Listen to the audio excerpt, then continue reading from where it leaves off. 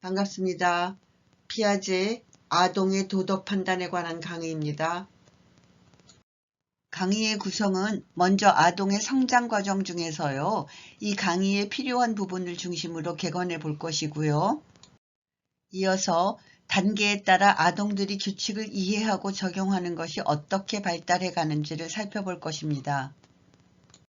단계는 자기중심성 단계, 초기 협력 단계, 순수 협력 단계 이렇게 세 단계로 나뉩니다. 피아제 하면 인지발달 그러면 바로 피아제가 떠오르는데요. 교육심리학에서 발달 이론을 배우다 보면 도덕성 발달도 나오죠. 도덕성 발달을 설명하는 여러 가지 이론 접근들이 있지만 인지발달 이론은 또 도덕성 발달을 설명하는 대표적 이론입니다. 그러면 또 피아제가 어떻게든 등장을 해야 되겠죠. 정작 피아제도 아동의 도덕 판단에 대해서 연구를 했는데요. 이에 대해서 가장 대표적인 저술은 아동의 도덕 판단입니다. 아동의 성장 개관. 여기 한번 봐주세요. 영아기, 유아기, 아동기 이렇게 이어지는데요. 이 그림을 보시면 무슨 얘기가 나올 건지 이미 다 아실 수 있죠. 어린이가 성장하는 과정을 보면 도덕 판단에 대한 내용도 다 들어있어요. 아기가 이 세상에 갓 태어났다. 그리고 생애 초기 몇 년 동안 어떤가요? 영아, 유아를 보면 예쁘죠. 예쁘지만 생존에는 거의 무기력한데요. 생애 초기 몇 년 동안 부모는 영아, 유아에게 절대적 권위예요. 유아는 그 권위를 일방적으로 존중하고 그 권위에 일방적으로 복종하는데요. 뭐 사실 다른 방법이 없기도 하죠. 이 권위의 범위를 조금만 넓히면 누나, 형, 같이 가까운 손윗 사람도 포함이 되는데요. 우리 엄마, 우리 아빠는 모르는 게 없고 못하는 게 없고 힘이 세고 등등 엄마한테 이른다. 우리 형이 너 혼내줄 거야. 이런 말 우리가 어렸을 때 다 해본 말이고요. 지금도 어린이들이 이런 말 하는 거 듣고 있죠.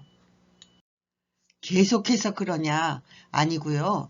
조금씩이지만 의존, 복종에서 벗어나게 되는데요. 이제 점점 크면서 혼자 할 수 있는 것들이 많아지고 자율성, 독립성이 강해집니다. 또래 친구들과 사귀고 놀게 되면 말이죠.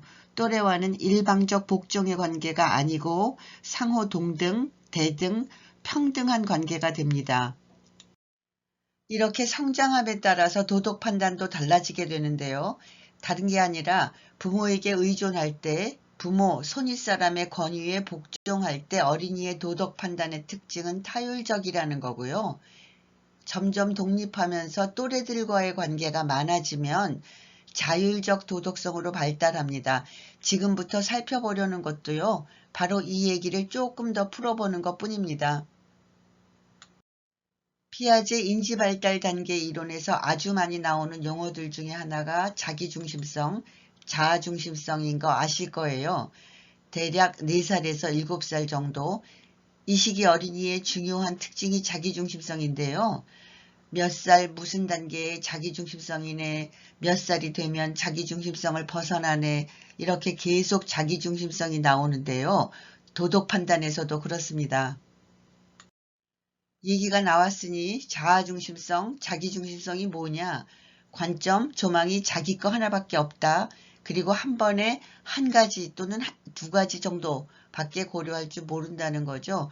용어 자체로는 어려운 게 없어요. 이제 본론으로 들어가겠습니다. 규칙 이해와 적용. 피아제는 구슬게임 규칙을 갖고 아동의 도덕행동, 도덕 판단을 연구했어요. 도덕적 행동, 도덕 판단을 연구하는데 왜 규칙이냐? 사람들이 같이 살려면요. 개인들 간의 행동을 통제하기 위해서 서로 지켜야 하는 것이 도덕이고요. 또 규칙은 도덕의 기본 요소이기 때문에 규칙을 연구한 것입니다. 왜 구슬게임이냐? 당시 스위스의 어린이들은 구슬게임을 많이 하면서 놀았다고 하고요. 그런데 구슬게임 연구에서 대상은 남자 어린이들이었는데요. 왜냐하면 스위스에서는 구슬놀이는 남자 어린이들만 했다고 합니다. 피아제 연구 결과에 따르면 어린이들의 규칙 이해와 적용 단계는 셋으로 나뉘는데요.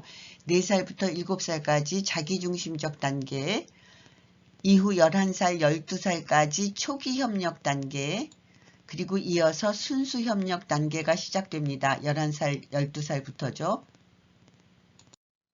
첫 단계인 자기중심적 단계 4살에서 7살 들어갑니다.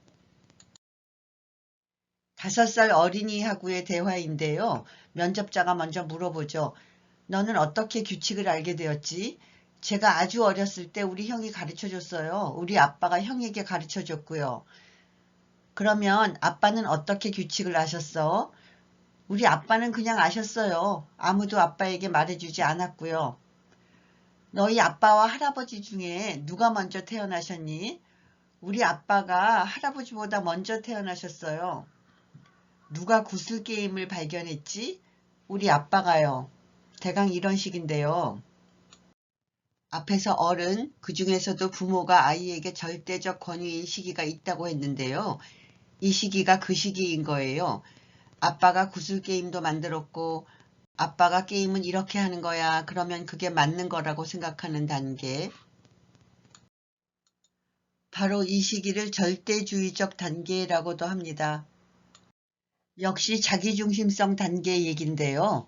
같은 아파트에 살면서 늘 같이 다니고 같이 노는 대여섯 살 정도 남자 어린이 2명에게 따로따로 물어봤어요. 이 놀이는 어떻게 하는 거예요? 알아요? 가르쳐 줄 수 있어요? 피아제는 알고 있었지만 모르는 척하고 물어본 거죠. 그랬더니 네 알아요. 이렇게 하고 저렇게 하고 규칙이라고 설명을 했는데요.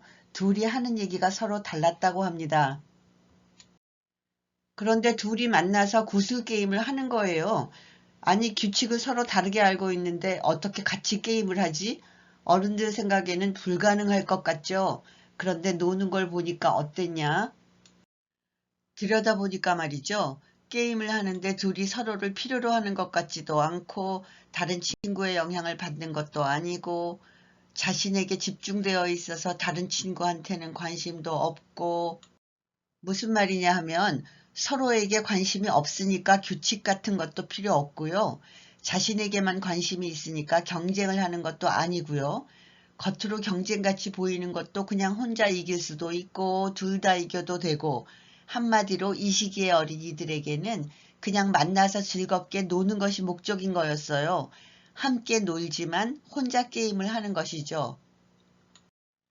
자기중심적 단계 정리해보면 규칙은 외부에서 오는 것이라고 믿는다. 그 외부라는 것이 어떤 권위, 예를 들면 절대적, 신적인 존재라거나 아버지 등을 뜻하고요. 규칙은 고정된 것이며 문자 그대로 따라야 한다고 믿는다. 앞에서 나왔던 거죠. 그런데 말이에요. 이 시기 어린이들이 규칙을 지켜야 돼 이렇게 믿는다면 진짜 그렇게 행동하냐? 현실은 아니잖아요. 때론 누가 다른 규칙을 가지고 놀자고 하면 잠깐 따라하기도 해요. 그러다가 그게 틀린 거라고 하기도 하고요. 모순처럼 보이지만 자기중심성 때문에 이것저것을 동시에 볼 수 없고 그래서 이런 일이 벌어지는 것입니다. 결론은 유아 자신은 규칙을 알고 있으며 또 규칙을 따르고 있다고 주장한다. 그러나 규칙을 모르거나 규칙을 따르지 않는다. 이 시기 유아들과 놀 때 어린이들이 이랬다 저랬다 하면 어휴 또 변덕이야. 혹시 이랬던 것이 이제 좀 이해가 가는 것 같기도 하죠. 물론 이 한 가지 이유 때문만은 아니지만 말이에요. 이제 좀 커서 초기 협력 단계가 시작되죠. 7살에서 11살, 12살 정도까지요. 7살에서부터 11살 또는 12살까지 인지발달 단계로 보면 구체적 조작기인데요. 이때 뭘 할 수 있냐면 다른 사람의 관점이 있다는 것도 알게 되고 다른 사람의 느낌도 고려할 수 있고요. 또 구체적 사물에 한해서이지만 논리적 사고도 할 수 있죠. 7살에서 11살, 12살 정도까지 보통 초등학생 나이잖아요. 이때는 여럿이 몰려다니면서 좀 왁자지껄하게 노는 걸 볼 수 있는데요. 자기중심 단계에서는 같이 있어도 각자 놀았지만 이제는 사회성도 어느 정도 발달했으니까 함께 협력도 하면서 노는데 또 달라진 게 있죠. 그건 뭐냐면 서로 이기려고 경쟁도 한다는 거예요. 같이 놀려면 물론 규칙이 필요하죠. 이 시기에는 어느 정도 기본적인 규칙을 알고 있는데요. 그래도 게임을 하다가 누가 그렇게 하는 게 아니고 이렇게 하는 거야 이런 주장을 하면 갈등이 생기고 또 언성이 높아지고 그래요. 그러면 규칙을 바꾸기도 합니다. 규칙을 바꾸기도 한다는 말은 이제 규칙이 고정된 게 아니라는 거를 안다는 뜻이잖아요. 그러면 언제 바꾸냐? 규칙은 모든 아동들이 동의한 경우에 그리고 그것이 공정한 경우에 바꾼다는 거예요. 많이 발전한 거죠. 규칙 때문에 갈등이 생길 때요. 물론 구성원 전부가 이렇게 바꾸자 저렇게 바꾸자 이렇게 의견을 내놓는 건 아니라고 해도요. 적어도 바꾸는데 동의는 하는 것이니까 이 시기 어린이들은 의무감을 가지고 규칙을 따른다고 합니다. 협력도 하면서 같이 노는데 왜 초기 협력 단계라고 했냐? 협력도 하지만 순수하게 협력을 위해서 협력하는 것이 아니라 각자 경쟁하고 또 이기는 데 관심이 더 있기 때문에요. 초기라고 부릅니다. 이제 세 번째 단계 순수 협력 단계예요. 11살, 12살 정도부터는 순수 협력 단계가 시작되는데요.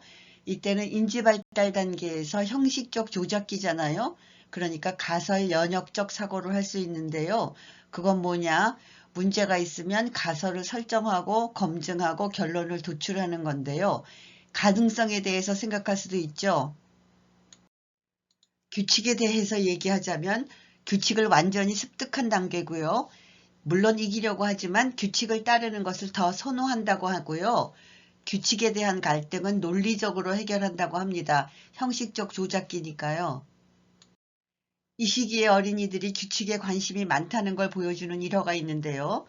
피아제가 눈싸움을 준비하는 10살, 11살 소년들을 관찰한 얘기예요.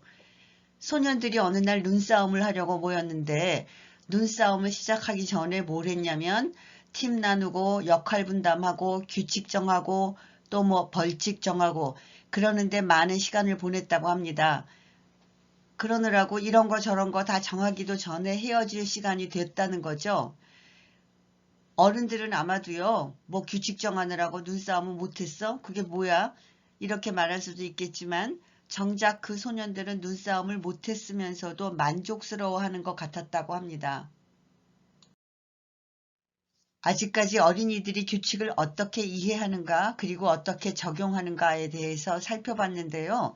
간단히 정리해보자면 아빠 또는 절대적 권위를 가진 존재가 규칙을 만들었기 때문에 문자 그대로 지켜야 한다고 믿을 때가 있었잖아요. 물론 지키지는 않았지만요. 이렇게 규칙은 고정된 것이라고 믿는 나이가요. 8살에서 10살 정도까지니까요. 자기중심적 단계에만 해당되는 것은 아니고 초기 협력 단계하고 겹치는 시기가 있어요. 점점 규칙은 바꿀 수 있다고 생각하고요. 순수 협동은 아니지만 규칙을 지키려고 하고 더 크면 규칙이란 상호 존중, 협동에 의해서 고칠 수도 있고 만들 수도 있다는 단계로 이행을 하죠. 이러한 과정은요. 권위에 일방적으로 복종하는 것에서 벗어나서 자율적이고 관계에 있어서는 상호 대등한 관계로 변하는 과정이기도 한데요. 규칙은 변하지 않는 거라는 믿음을 도덕 실제론이라고 하고요. 반면에 규칙, 도덕은 변할 수 있다고 보는 것을 도덕 상대주의라고 합니다. 도덕적 사실주의라고도 하는 도덕 실제론, 도덕 상대주의 이런 용어들은 콜버그의 도덕성 발달 단계 이론에서도 나오고요. 뒤르켐의 이론 같은 교육사회학에서도 심심치 않게 등장해요. 그러니까 이 기회에 기억해 두면 좋겠죠. 피아제 아동의 도덕 판단 1편은 여기까지고요. 2편으로 이어집니다. 감사합니다.